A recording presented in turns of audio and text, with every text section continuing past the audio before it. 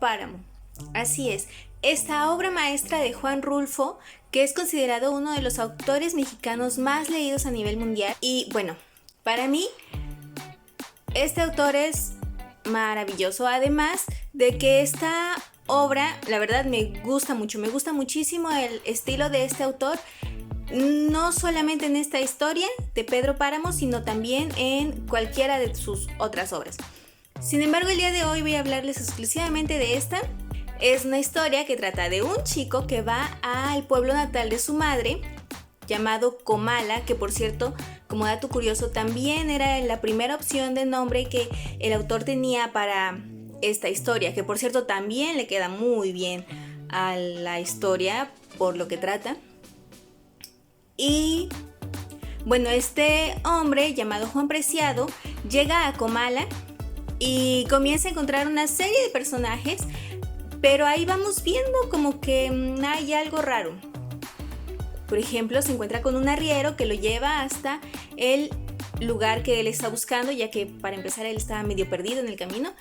Y de ahí conoce a una mujer que le da posada, llamada Doña Eduviges, que es el primer indicio de que algo no está muy bien, que digamos, ya que ella le dice que el arriero que lo llevó, según esto, ya está muerto y anda por ahí penando, así que por ahí ya se encontró con algo.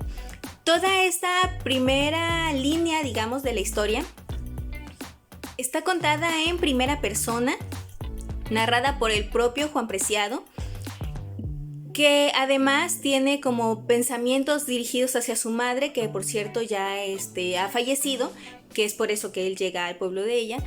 Y después también vamos encontrando poco a poco ahí entrelazados pedazos de una segunda historia, digámoslo así, que está situada en el pasado, pero que está narrada desde el punto de vista de Pedro Páramo, que resulta ser el padre de Juan Preciado. Y habla principalmente de sus pensamientos hacia una mujer llamada Susana San Juan, que viene siendo el verdadero amor de Pedro Páramo, que no es la madre de Juan Preciado. La madre de Juan se llama Dolores Preciado, que fue la esposa legítima de Pedro Páramo. En esta segunda línea, digamos, se narra la juventud y cómo Pedro Páramo llegó a ser una persona tan poderosa en el pueblo de Comala, a tal punto que todo el pueblo llegó a depender de él, y también narra la decadencia de Pedro Páramo y de cómo esto llevó como consecuencia a la caída completamente del pueblo. Después tenemos la tercera línea de la historia, que es una línea que sigue la historia de Susana San Juan, pero esta ya se encuentra más o menos como a la mitad del libro, y esta más bien narra como los pensamientos de Susana y comienza a tomar el hilo de la historia una vez que ella se encuentra con Pedro Páramo, cuando ya ambos son adultos y después de mucho tiempo de no haberse visto. Ella había sido el amor de juventud de Pedro, pero después ella fue llevada por su padre a otra tierra, y entonces ellos dejaron de verse hasta que muchos años después finalmente ellos regresan y ella ya enviudó y todo, y bueno, él sigue muy enamorado de ella, así que decide casarse con ella. En la primera parte de la historia tenemos como Juan Preciado va encontrándose con ciertos personajes.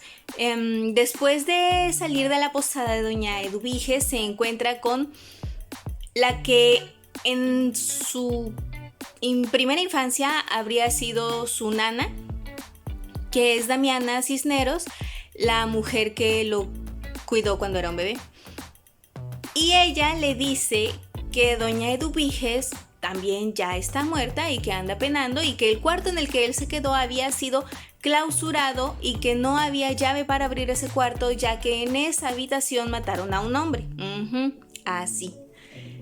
Entonces él sale y la sigue para, según esto, llevarlo a la hacienda llamada La Media Luna, que es donde supuestamente vive Pedro Páramo. y donde también vive Damiana. Pero entonces de pronto a medio camino Juan Preciado se encuentra con que está completamente solo y no hay Damiana a la vista. Entonces allí empieza a salir una serie de voces que él intenta oír o seguir. Y bueno, ya se imaginarán de qué estamos hablando. También al mismo tiempo comenzamos a ver cómo Pedro Páramo, al enterarse de la muerte de su padre, va y se hace cargo de la hacienda de la Media Luna y las artimañas que él va usando para irse apoderando poco a poco de otras tierras muy importantes. Una de estas artimañas viene siendo el casarse con Dolores Preciado, la dueña del terreno que a él más le interesaba. Bueno, ella y su hermana eran dueñas de la tierra que a él más le interesaba, y para hacerse con ellas, él manda a su capataz a convencer a Dolores de que él está completamente enamorado de ella, y así se casan y él logra hacerse de esta tierra.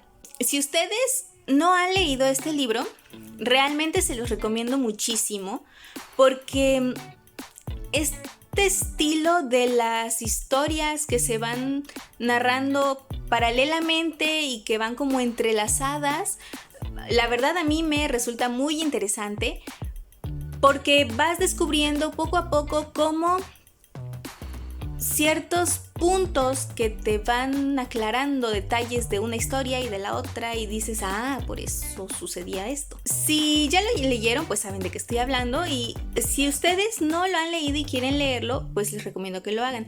Ahora, si ya lo leyeron y quieren escuchar mi opinión de eso, pues pueden seguir viendo el video, y si no lo han leído, pero no les molesta enterarse de spoilers o solamente quieren usar la reseña para enterarse de qué va el libro antes de leerlo, entonces continúen con el video. Pero si no quieren tener spoilers, entonces les recomiendo que aquí, a partir de aquí, lo dejen y se salten directo al final del video a ver las conclusiones. Entonces, si ustedes deciden seguir con el video, a partir de aquí, alerta de spoiler total. Bueno, ¿en qué nos quedamos?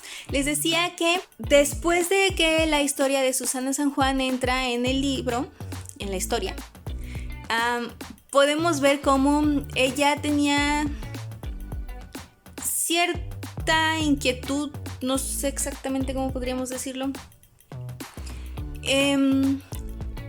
como que tiene ciertas percepciones de presencias que no están físicamente.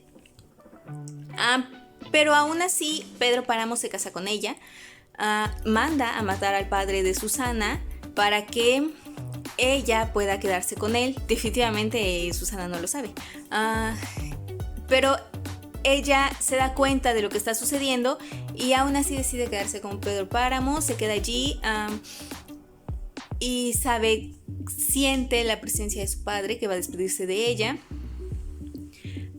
Y al mismo tiempo tenemos la historia de Juan, que una vez que comienza a oír las voces, bueno, en las que se quedó solo en la calle, huye y después encuentra a un par de hermanos que le dan alojamiento en su casa, y resulta que estos hermanos son pareja también, y la mujer nunca sale de casa, y él está él, hablando de Juan Preciado, está asustado hasta tal punto que durante toda la noche no deja de temblar, mientras que la mujer sigue diciéndole a su hermano que ella desconfía de ese hombre, que sería Juan. Después el hombre decide salir a buscar a un becerro que se le perdió, y entonces deja a su esposa sola en la noche, y ella está convencida de que él ya no va a volver, así que convence a Juan para que duerma en la cama con ella, diciéndole que ahora él tiene que hacerse cargo de ella, como que diciéndole que ahora ella es mujer. Entonces, durante la noche, él comienza a sentir que es una noche muy calurosa, y comienza a sentir como el cuerpo de la mujer va desmoronándose como en un charco de lodo. Y al principio yo no sabía si esto era figurativo o literal, pero al parecer es lo que él sintió. Entonces se asusta de tal modo que pues sale corriendo de allí y después no sabe nada más de él. Entonces finalmente nos venimos a enterar de que Juan Preciado, ya en la siguiente parte que leemos, está muerto y está enterrado junto con otra mujer que fue enterrada, digamos, en la misma fosa, y que resulta estar pues abrazados en su tumba. Sinceramente, en esa parte sí ya no sabemos si, o al menos yo no logré discernir si todos ya definitivamente estaban muertos y en ese caso quién lo enterró, o si había alguien por ahí que estuviera vivo y lo enterraron juntos. No, ahí sí ya no supe muy bien, pero lo que yo logro entender es que es definitivamente un pueblo fantasma. Y de alguna forma él logró llegar a la fosa junto con la mujer. También vemos cómo la decadencia de Pedro Páramo se da a partir de que Susana San Juan muere.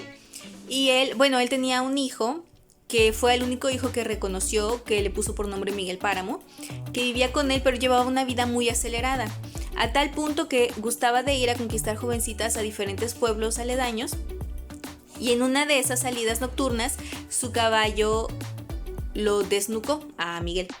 Entonces él muere y después de eso es que viene la muerte de Susana y él hace repicar las campanas del pueblo.